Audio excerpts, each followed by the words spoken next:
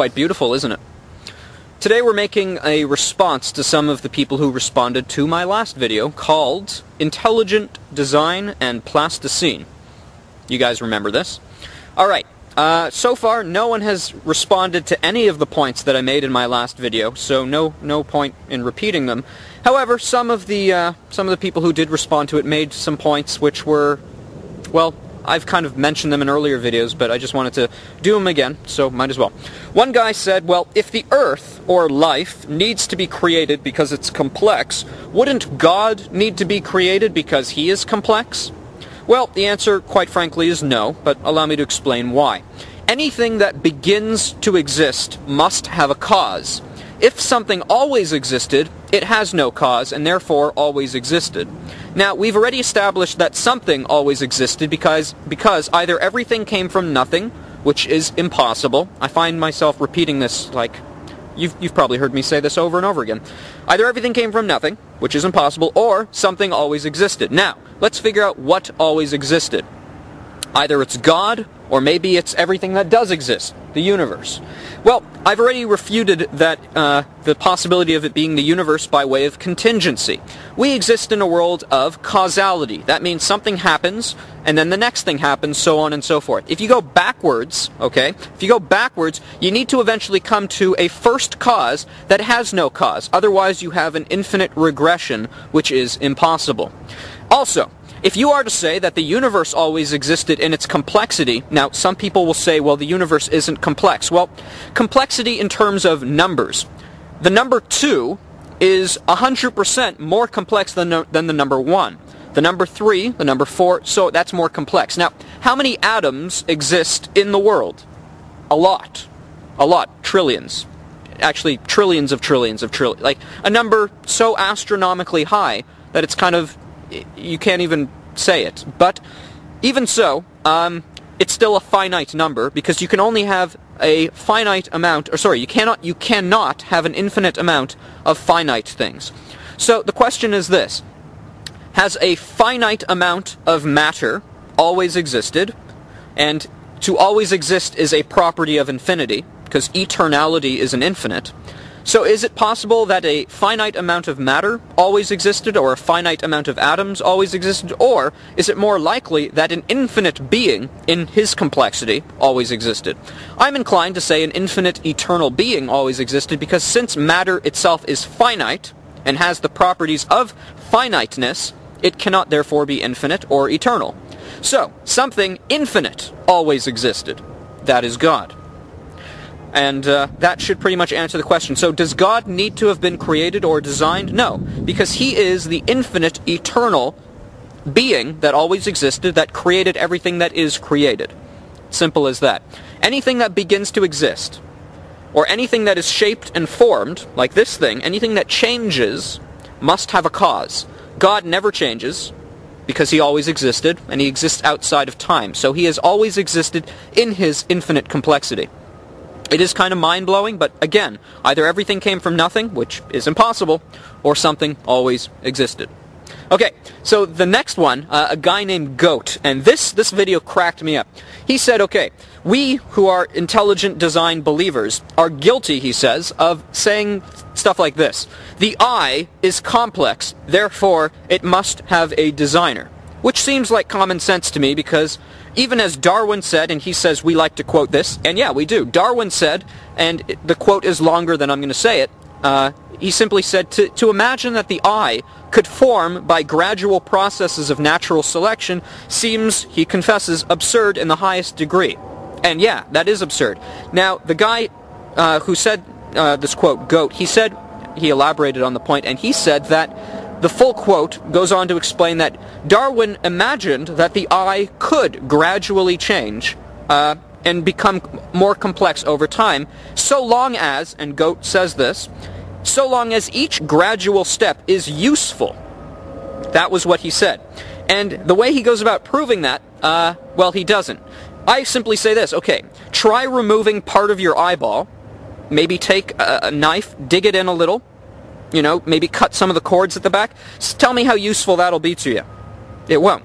You said, and you were right, Goat, you said that a watch, if you remove any gear from the watch, the whole thing stops working. Okay. Start removing stuff from your eyeballs. See how long that works. Now you say, well, we see many different eyeballs. You see octopus with eyeballs for underwater, and you see fish which have, you know, their eyes are like glazed over because they're in the dark and stuff like that. So the usefulness has degraded. Well, number one, all that proves is God designed a whole bunch of different eyeballs. That does not mean we have a common ancestor with them. It just means God designed a bunch of different eyeballs, and fish losing the ability to use their eyeballs, or going to an environment where seeing is no longer required, thus their eyeballs over progressive generations becomes less emphasized or less useful. That's not evolution either.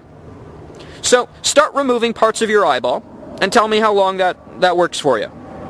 Ridiculous. So, yeah, none of the points I made in my last video were refuted. They still hold. The fact is, this was created, even though it's not particularly complex.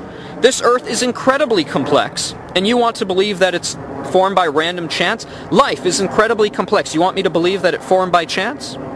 I'm sorry, I don't buy it. Now, here's another point that I've never made. Okay, imagine, you guys can see some trees in the background, right? Okay, imagine an intelligence in a laboratory had all the necessary things to make a fertile seed from scratch, not from any progressive generations. They just took some minerals, they took some elements, they put them together intelligently, made a seed, planted it, it made a tree.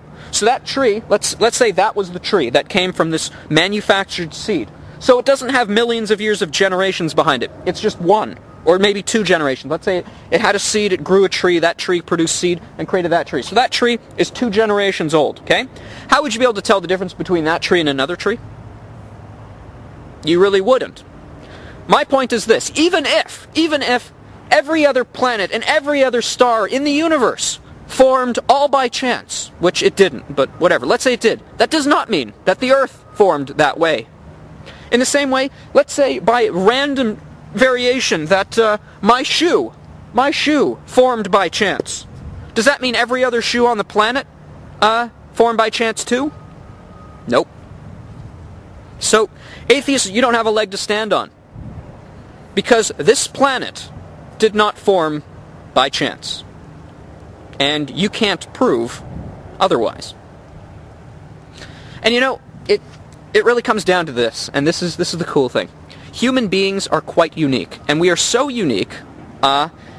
Check this out. Have you ever heard of Helen Keller? She was born deaf, blind, and mute. You know, atheists like to say they have a fascination with nature, so let's look at the human creature.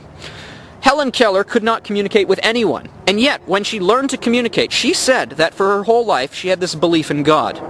This belief in a higher being. It seems like it's an innate idea in man. That's why communities separated, worlds apart, or entire nations apart, countries apart, whatever, they all come to this belief in God. Why is that? Now their understanding of that God changes, but it's still this belief in God. It seems like it's part of our cognition. Children intuitively know that there's a God. They just take it for granted.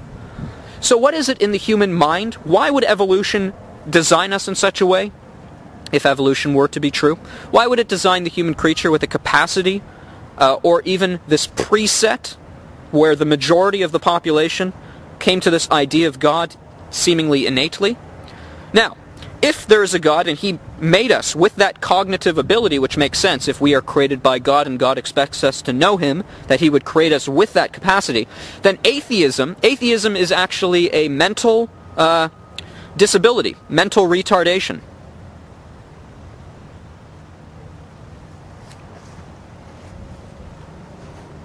I see we have a few minutes. Now, just, you know, I'm not trying to be inflammatory and say that atheists are retarded, because I used to be an atheist, so how do I account for that? Well, basically, the Bible teaches, you know, here we are in the fall, you can see the trees are falling off the leaves. We got a minute to explain this. Let me wrap this up really quickly. God created a perfect world, and He wanted to have a relationship with mankind. To have a relationship, mankind had to have free will. Mankind used their free will and violated the morality of God by disobeying Him, and thus creation began to fall away from God. So everything about humanity, everything about creation is decaying. That's where sickness, pain, and death, as well as atheism, came in. By the grace of God, we can overcome that, though. So, yeah. Just open your heart. Honestly look around. Look at your fellow man. See the image of God in them. We're not animals. We're not even close to animals. And you'll come to the knowledge of the truth, I guarantee you. God bless you guys. Oh, and check out part 1 of this video. So, this is part 2. Go check out part 1.